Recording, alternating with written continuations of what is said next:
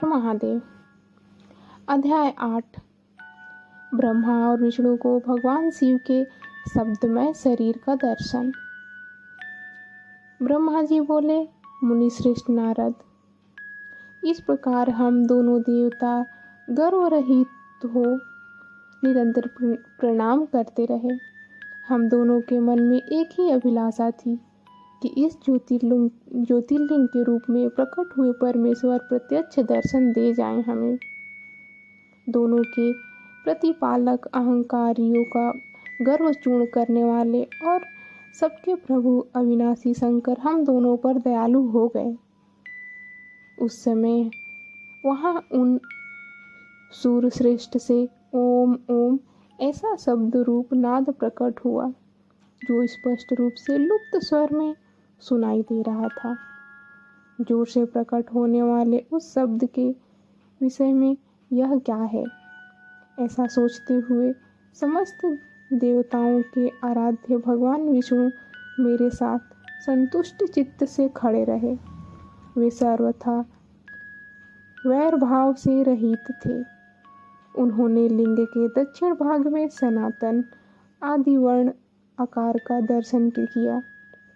इसके बाद उत्तर भाग में उकार का, मध्य भाग में मकार का और अंत में ओम इस नाद का साक्षात दर्शन किया। हे ऋषि श्रेष्ठ, दक्षिण भाग में प्रकट हुए आदि वर्ण आकार को सूर्य मंडल के समान तेजोमय देखकर उन्होंने उत्तर भाग में उकार वर्ण को अग्नि के समान देखा।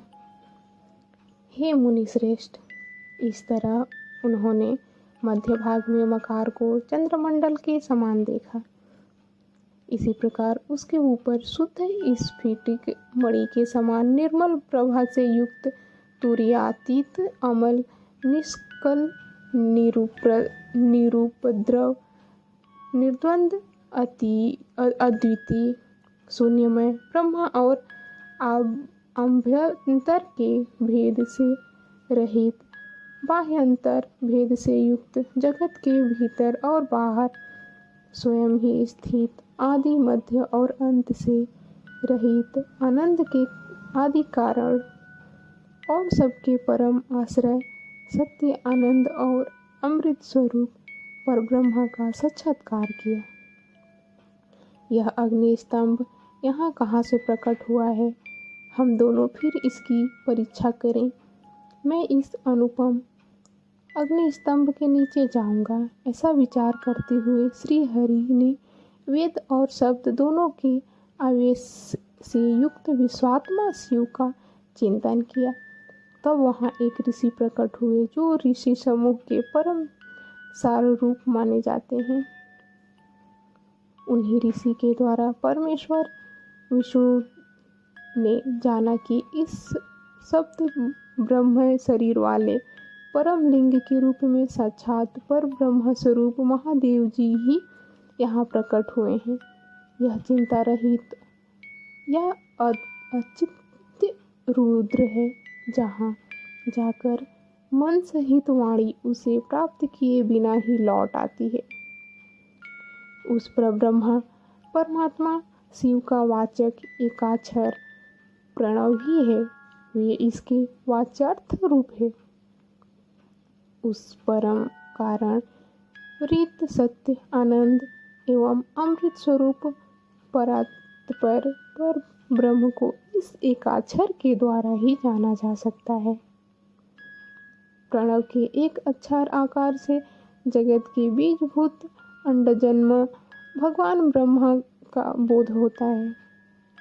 उसके दूसरे एक अक्षर उकार से परम कारण रूप श्री हरि का बोध होता है और तीसरे एक अक्षर मकार से भगवान नीलोहित शिव का ज्ञान होता है। आकार सृष्टि करता है, उकार मोह में डालने वाला है और मकार नित्य अनुग्रह करने वाला है। मकार बोध्य सर्वव्यापी शिव बीजी बीज मात्र के स्वामी हैं और आकार संज्ञक मुझ ब्रह्म को बीज कहा जाता है। उकार संज्ञक श्री हरि योनि है, प्रधान और पुरुष के भी ईश्वर जो महेश्वर हैं वे बीजी बीज और योनि भी हैं, उन्हीं को नाद कहा गया है। बीजी और अपनी इच्छा से ही अपने बीज को अनेक रूपों में विभक्त करके स्थित हैं। इन बीजी भगवान महेश्वर के लिंग से आकार रूप प्रकट हुए हैं, जो उकार रूप योनि में स्थापित होकर सब और बढ़ने लगा है।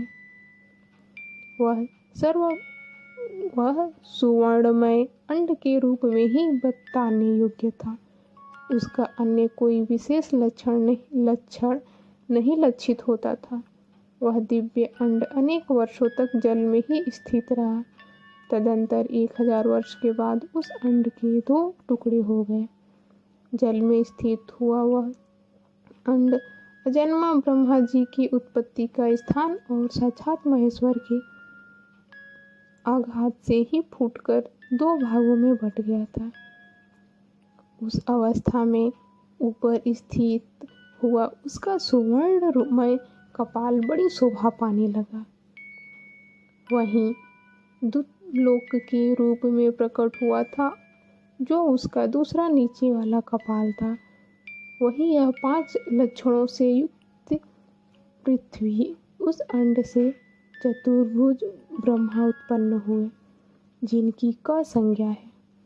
वे समस्त लोगों के स्पष्टा है। इस प्रकार वे भगवान महेश्वर ही अ, उ और माँ इन त्रिविध रूपों में वाणित हुए हैं।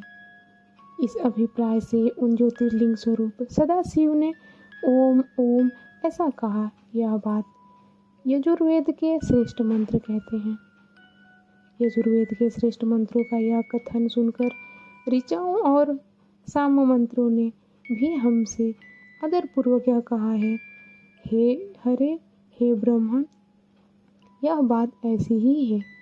इस तरह देवेश्वर शिव को जानकर श्री हरि ने शक्ति संभूत मंत्रों द्वारा उत्तम एवं महान अभ्युदय से शोभित होने वाले उन महेश्वर देव का स्तवन किया।